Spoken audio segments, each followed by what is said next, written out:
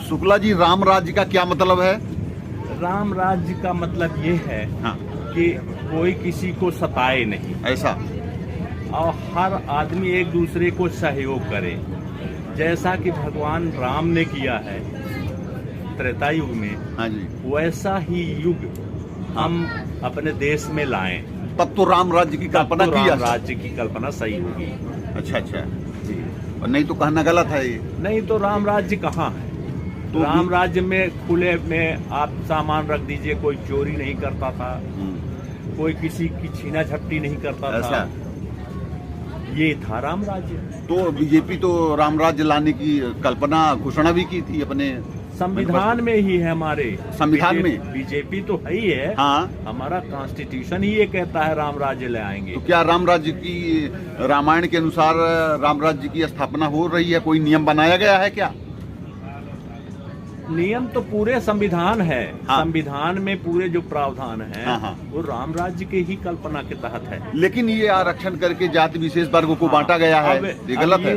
ये एक विशेष उपबंध है। हाँ क्योंकि हजारों वर्ष से जो है पिछड़े दलित हाँ जी। इन सब सुविधाओं से वंचित हो गए, खास तौर से मुगलों के शासनकाल में, अंग्रेजों के शासनकाल में सब वंचित हो गए। अन्यथा पहले का अगर भारत देखा जाए, हाँ हाँ, तो उस समय जो है राम राज्य के अनुसार ही कार्य होते थे।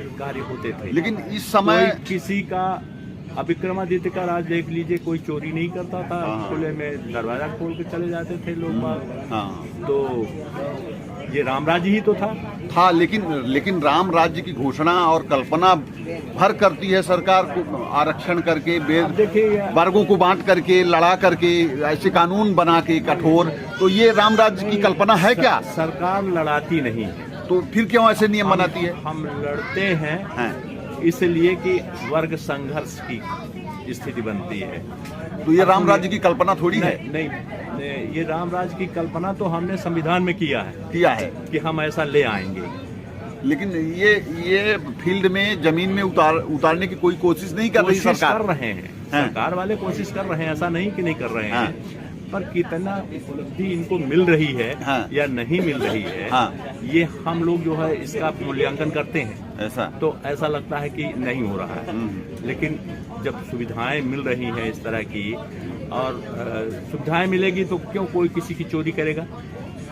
अगर चोर जो है उसको रोजगार मिल जाएगा तो चोरी नहीं करेगा। नहीं करेगा, सही बात है। गरीब को भोजन मिलेगा तो दूसरे से छीना झपटी नहीं करेगा, उसको भोजन